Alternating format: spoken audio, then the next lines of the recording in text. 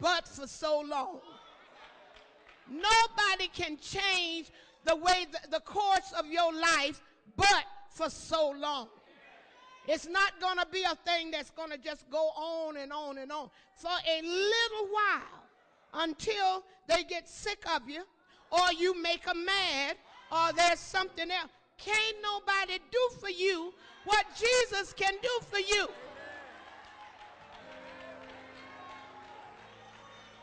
And if you don't realize that, you're going to go to church all your life sad, just hoping that, I hope it hurt and get over. Because you didn't even come in here trying to perceive who he was. You didn't even try to come in to see or to hear him as he speaks in the midst of us. Sometimes if we would just pay attention to things that's all around us, just small things that's all around us that God would be doing. Because you know how he has a habit. He has a habit of showing up in stuff that don't nobody know about but you. He got a habit of doing that, you know. He doesn't do anything and then let everybody know it. You remember Elijah when he wanted God to speak to him? He said, speak to me in the thunder. And God said, ain't. Speak to me in the lightning. Ain't. He wanted something spectacular. That's the way we are. You're always looking for something spectacular. And as a result of something being spectacular, we figure, well, God sure been there. God said, that wasn't me. Because he said, I speak. He told Elijah, he said, I speak in a still, small voice. That thing that he personally comes and minister to you about, or that whisper you hear in your spirit. He may say something simple as 3 words. Get it straight. He ain't tell nobody that but you. Get it straight. And God said, then you saying to yourself, Lord, get it straight. I don't know what it means. He said, oh, yes, you do. Yes, you do. You know. Yes, you do know. Because next thing you know, something will flash before you. You mean that? Yeah. Get it straight. Tell them bye. What you mean, Lord?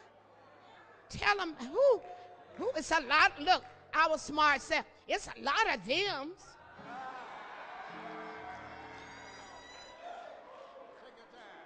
And God will just put it right before you. Either let them, he may even say the next one I show you. Or the next one that drive up to pick you up.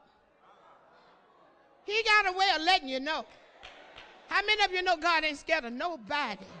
He's not scared of nobody. And how many of you know that he wants to get you straight for your best good, not for his?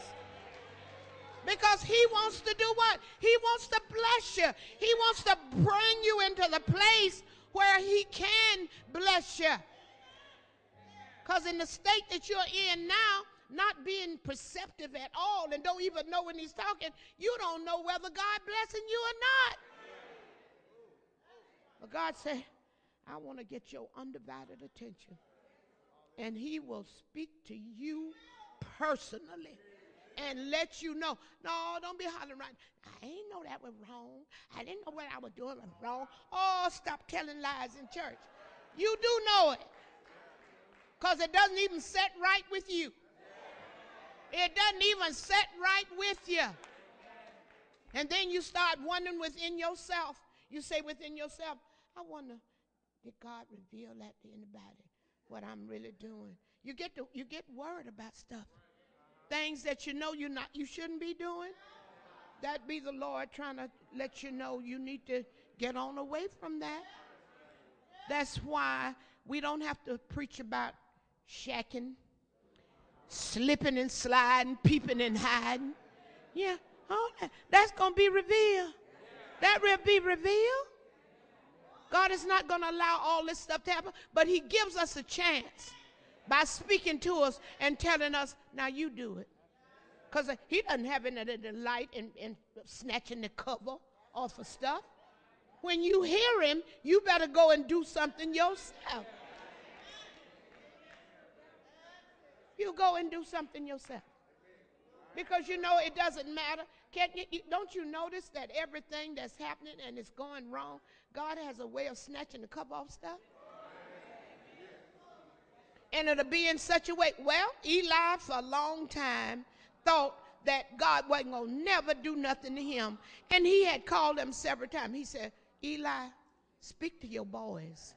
He said, what they are doing in the church is an abomination. They prostituting the people when they come in the church. Eli, speak to them. Eli pretended he didn't know what God was talking about. Or he called them in the Hophni. Phineas, come here, boys. Now you all stop that, what you're doing. God went back to him again. Eli, them boys, they rotten. They desecrating my temple. You're their father, and I expect you to be responsible for telling them that I'm not pleased with what they are doing.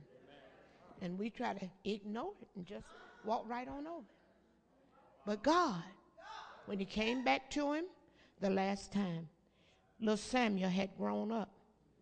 And he said to Samuel, he said, I want you to, he kept calling Samuel, calling him. Eli said, what he want? Next time he calls you, says, speak, Lord, for your servant listens. And when he did, God spoke. And he told Samuel, he said, Samuel, I want you to go in there and prophesy. Tell Eli that I've been to him 3 times about those boys. This is the last time I'm coming. My judgment is going to be upon them because he won't do something about it. Samuel went in and told Eli, said, what did the Lord say? He said, well, I don't want to say it. I don't want to tell you. He said, go on and tell me. What did the Lord say? Well,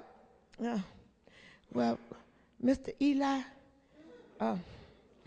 first God told me to tell you that he was going to bring judgment against your house because you haven't done anything about your boys and their raunchy living. And judgment is going to come upon you for ignoring it. Eli knew the boy was telling the truth because he had memory of when God had told him and how many times he had told him. So when he went to war, when the boys went to war, and somebody came and reported, your boy's been killed in battle, Eli, with his big old fat self, he was gigantic. Didn't do nothing but sit up and just eat. Just eat. Fat.